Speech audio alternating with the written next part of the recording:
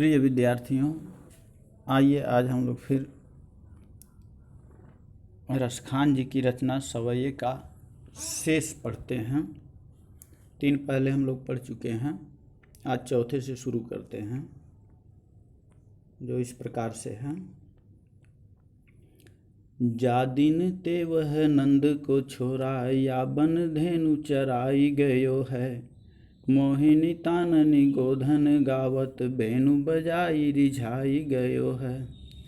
वा दिन सो कछु टोना सो कह, रस खानी ही में समाई गयो है। कोउन काहू की कहानी करे, सिगरो ब्रज बीर बिकाई गयो है। यानी प्रस्तुत पद्यांश हमारी पाठ्यपुस्तक काव्य संकलन से अवतरित है, जो रसखान कवि द्वारा रचित रसखान ग्रंथावली में संकलित सवैये शीर्षक से लिया गया है। छोरा, छोहरा, जिस छोहरा लिखा गया है लेकिन छोरा है, छोरा पुत्र।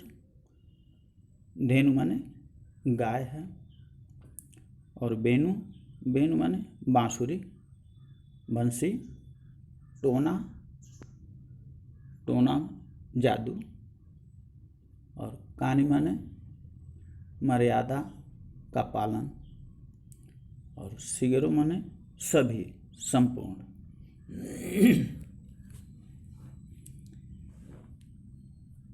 यानी यहाँ पर ब्रज की गोपियों पर श्री कृष्ण के मनमोहक प्रभाव का सुंदर चित्रण हुआ है।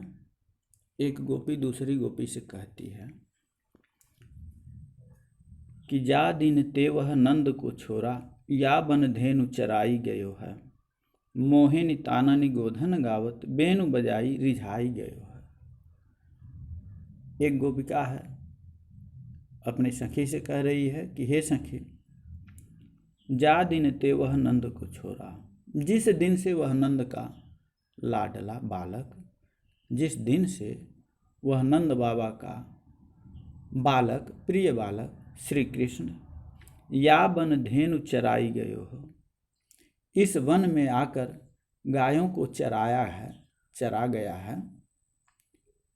यानी जिस दिन से वह नंद जी का प्रिय बालक श्री कृष्ण इस वन में अपनी गायों को चरा कर गया है। मोहिनी ताननी गोधन गावत, बेनु बजाई रिझाई गयो है। तथा अपनी मोहिनी तान सुनाकर, मोहिनी ताननी गोधन गावत, और बंसी बजाकर हम सबको रिझा गया है, मतलब प्रसन्न कर गया है, खुश कर दिया है। वा दिन सो कछु टोना सो कह, रसखान ही में समाई गयो है। उसी दिन से ऐसा जान पड़ता है कि वह कोई जादू सा करके हमारे मन में प्रवेश कर गया है। कोउ न काहू की कानी करे, सिगरो ब्रज बीर बिकाई गयो है। इसीलिए अब कोई भी गोपी किसी की मर्यादा का पालन नहीं करती है, किसी को अब किसी की परवाह नहीं है।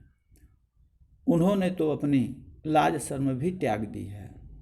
ऐसा मालूम पड़ता है कि संपूर्ण ब्रज ही उस कृष्ण के हाथों बिकाई गयो है, बिक गया है। यानी एक गोपिका है, अपनी सखी से कह रही है कि हे सखी, जिस दिन से वह नंद जी का बालक श्री कृष्ण इस वन में आकर अपनी गायों को चरा गया है, तथा अपनी मोहिनी तान सुनाकर और बंसी बजाकर हम सबको रिझा गया है, हे सखी, उसी दिन से ऐसा जान पड़ता है कि वह कोई टोना जादू सा करके हमारे मन में प्रवेश कर गया है। इसलिए अब तो कोई भी गोपी किसी की मर्यादा का पालन नहीं करती है। उन्होंने तो अपनी लाज शर्म भी त्याग दी है। ऐसा जान पड़ता है कि पूरा ब्रज ही उस श्री कृष्ण के हाथों बिक गया है, सभी उसके अधीन हो गए हैं। यहाँ भाषा ब्रज भाषा है, शैली मुक्तक शैली है, छंद सवैया है और रस श्रृंगार रस है, अलंकार अनुप्रास है। आगे कहते हैं, कान्ह भय बस बांसुरी के, अब कौन सखी हमको चही है।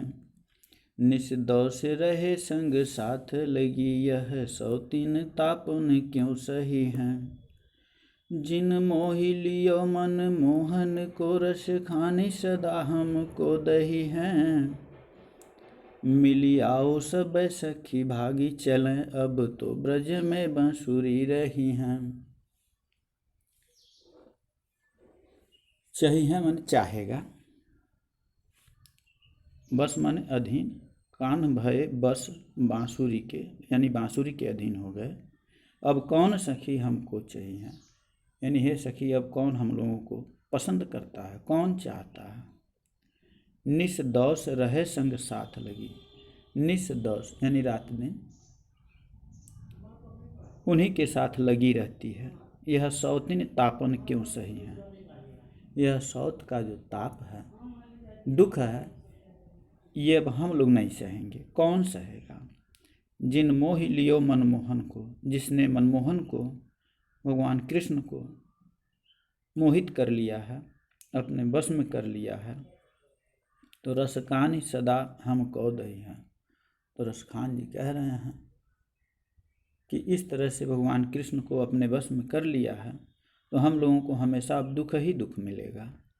मिल आओ सबे सखी भागी चला, अंत में कह रही है कि हे सखी आओ हम सभी लोग मिल करके भाग चलाएं, यहाँ से कहीं अन्यत्र चले जाएं, दूर चले जाएं।